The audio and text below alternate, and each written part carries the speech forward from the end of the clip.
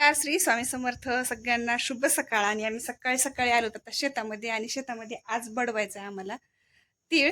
तर बघूत आता तीळ किती होत आहे ते. त्या अगोदर थोडे थोडे जेवण करून घेणार आहेत. आणि बघा आपला इथं तीळ टाकलेला आहे काही, त्याचबरोबर इकडं पण अशा कडप्या येतात, आणि त्याचबरोबर बाहेर असा उन्हाला टाकलेला आहे. उन्हाला जे टाकलाय त्याचा चवळा आतरलाय, आणि चवळ्या सगळ्या अशा झाडू झाडू घ्यायच्या आता, आणि पुन्हा मग उधळायचं, त्याचबरोबर चाळायचं. तर बघूत आता किती निघतंय ते. चला तर. शेतकऱ्यांची कामं किती जरी संपवायचे म्हणलं ना तरी संपत नाही. आम्हाला पण उन्हाळी सुट्ट्याला जायचं होतं माहेराकडे, पण म्हणलं नाही आता एवढा तीळ काढून घ्यावा आणि नंतर जावं. तर बघा आता जेवढा बाहेर आपल्या ज्या लावलेल्या आहेत का नाही, आमच्या इकडं हे म्हणतात कुबड्या म्हणतात बरं का. तर कुठं कुठं वेगवेगळी पद्धत आहे म्हणण्याची. आता सगळ्या त्या कुबड्या आणू सगळ्या झाडायच्या, आणि नंतर मग इकडे टाकायच्या, आणि नंतर ह्या सगळ्या आणखीन एकदा ह्याला निघते. त्याच्यामुळं होईल तेवढं तो जोरात झाडून घेतले, पण आत्ता जेवढं निघणार आहे का नाही तेवढं नंतर नाही निघत.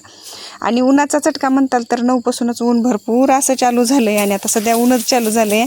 आता 9 वाजता तर आम्ही आलतोच, पण कामाला यायला लागायला जेवण करायला आम्हाला 10 वाजले, आणि आता चालू केलं काम.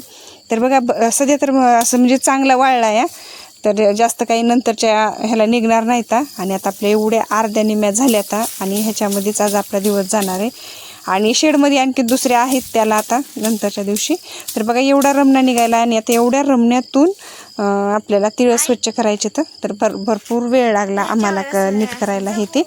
आणि त्याचबरोबर आता 14 तारखेपासून पावसाची शक्यता सांगितलेली आहे. तर बघा असा तीळ निघायला आहे, आणि सगळ्या जवळपासनं सगळ्या झाडायच्या, आणि नंतर हे करायचं. आणि टिकूर घेतलं होतं नंतर हाणायला मी, कारण हातानं काही झाडणं होणार नाही म्हणून पुन्हा टिकरानं हाणायला चालू केलं.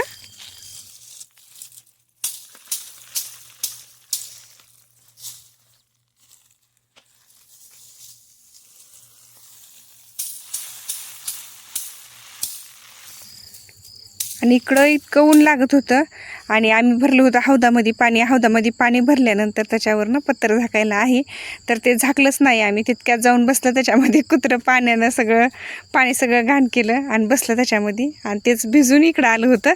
तर मग त्याला छानण्यासाठी आम्ही हे करत होतात. तर तिथं शेळ्या पित्यात, त्याचबरोबर घरचे जनावरं पण पाणी पितात. मध्येच बसलं का नाही त्यांचे केस ते पडतात. तर पाणी भरून घेतलं होतं, आणि बघा आता सगळं झालं आहे. आता कडप्या बडवायच्या झालेल्या आहेत, आणि आता चाळण्याची आता एवढं हे निघाले आपलं तीळ.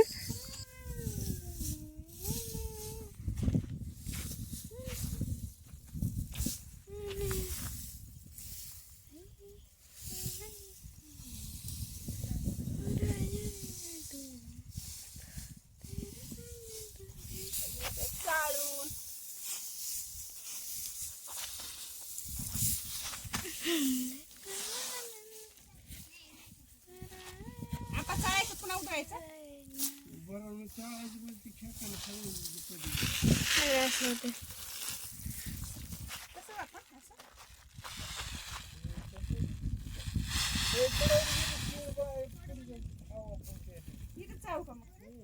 थोडं अलीकडं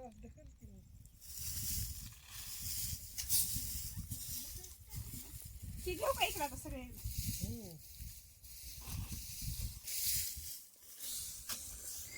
जवळपास आम्हाला वाटलं होतं आज सगळंच होऊन जाईल, पण जेव्हा कामाला लागतात का नाही तेव्हा भरपूर कामाला वेळ लागते. सगळ्या ते झाडायलाच आम्हाला भरपूर टाईम लागला, आणि आता सगळं झाडलं आहे. आता ह्याला नीट करायचं. आणि बघा उन्हाच्या पाऱ्यामध्ये असं इकडं आमच्या इकडं शेळ्या पाणी प्यायला येतात. तर आम्ही उन्हाच्या पाऱ्यात पण 1 ते 2 तास बसतो, आणि नंतर आणखीन कामाला लागतो. तर आता आपलं सगळं असं हे झालं या. आता ह्याला म्हणजे जेवढ्या काड्या आहेत का नाही तेवढ्या सगळ्या अशा चाळणीनं हे करू अशा काढलेल्या आहेत, आणि ह्याला 2 ते 3 चाळण्याने आम्ही हे केलं, चाळून घेतलं. आणि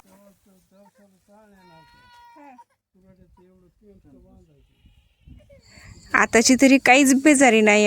पूर्वीच्या काळामध्ये ना सगळं बैलावर असायचं, आणि आम्हाला जवळपास म्हणले हे फक्त तिळाचं आहे, आणि तिळाला काही मिशन वगैरे काही नसतं, हे सगळी हाताची मेहनत आहे.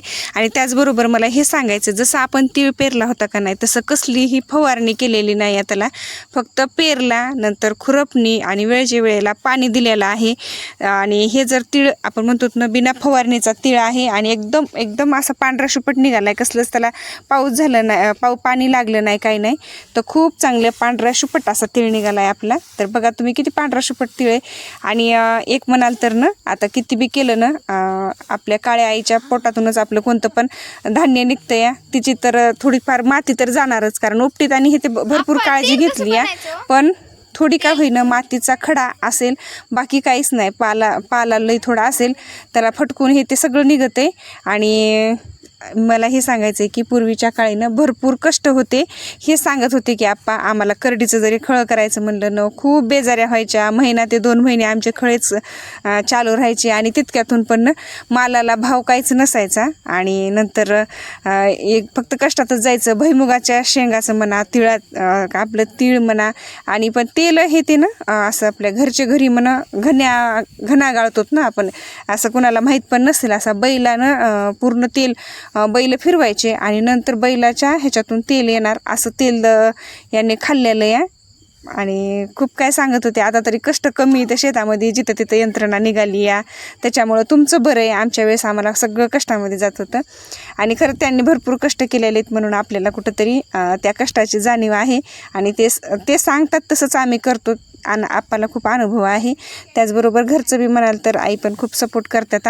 आणि सासू सासरे आहेत तर सगळे हे होते बरं का. आप्पाचं वय झालेलं आहे पण आप्पा कधीच घरी बसत नाहीत आणि त्या मानानं त्यांची तब्येत खरंच खूप चांगली आहे. आपल्याला तितके दिवस काम पण होणार नाही आणि तेवढे हे पण नाही होणार बरं का. तर बघा सगळं आता काम झालेलं आहे आणि शेतातलं असं मस्त वातावरण असतं या. आता शेवटी सगळी झालेली आहे आणि आता आम्हाला आमचं खळं झालं आहे म्हणायचं तिळाचं. आणि आता आम्हाला ती सुगी आमची झाली का नाही त्याची पूजा दाखवते. आम्हाला तर माहिती बी नव्हतं की असं पूजा करायची म्हणून मी तर डायरेक्ट पोते आणले होते. पण आपण थोडीशी पूजा केली आणि त्यांनी सांगितलं की सुगी कधीच अशी लगेच भरायची नसते, तर तिला झाकायचं असते.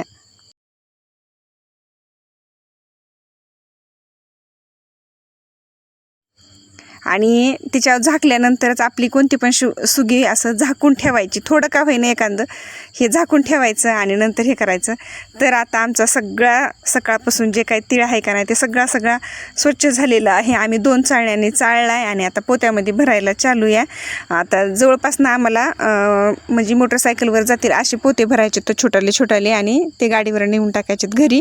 तर हे झाली आपली तिळाची सुगी.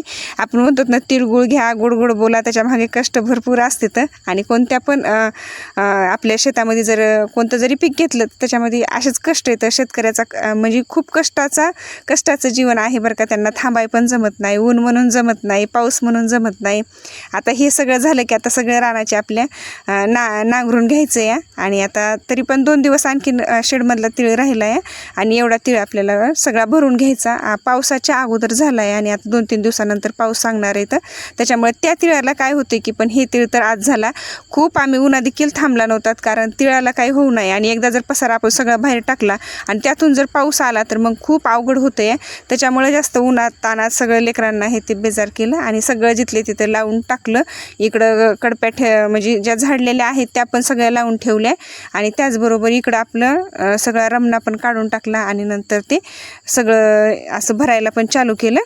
तर बघा तुम्हाला हे तिळ किती पांढरे शुपट दिसायले. तर काहीच नाही ह्याच्यामध्ये मातीचा खडा असेल. ती काळी आई या थोडं का होईना तिचं हेच सांगणार. आणि सगळा रमणा झाडून मग लगेच पेटवून दिला आणि आम्हाला जायला अंधार पडला होता. तर भेटूत पुढच्या व्हिडिओमध्ये. व्हिडिओ पाहिल्याबद्दल धन्यवाद.